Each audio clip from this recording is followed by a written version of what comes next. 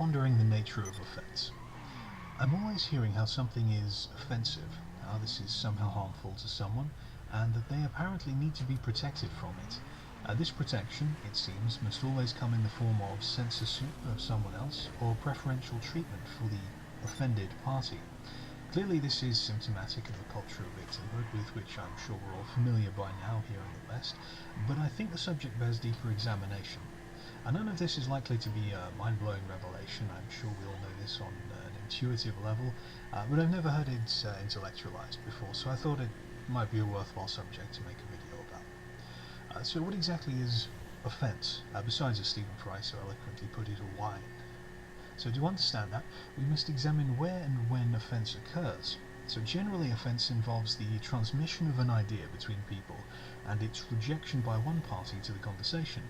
So let's examine the process of transmitting the idea. Firstly, the idea is conceived in the first party's mind. The other party has not rejected the idea as offensive yet, so we can safely say that the existence of the idea itself cannot be said to be offensive. Secondly, the idea is articulated.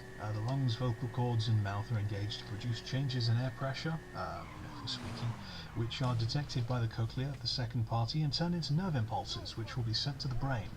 Now at this point there is still no offence, so we can reasonably say that the transmission of the idea is not offensive per se. Lastly, there is receipt and understanding, or at least recognition, of the idea by the recipient party. It is at this point that some analysis is done and a decision is reached as to whether the idea should be rejected or accepted. This is the point at which the idea is deemed to be offensive by the recipient. Now that we've determined where offence occurs, let's take a look at how it occurs.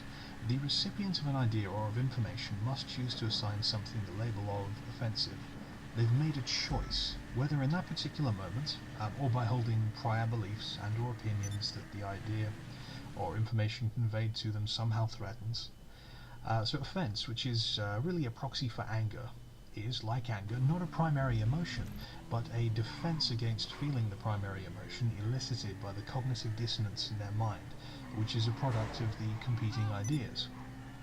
So what strikes me, given what I've just said, is that the offended party invariably acts as though they have been wronged, while at the same time attempting to shame, censor, and oftentimes oppress the other party, whose crime is nothing worse than having an opinion.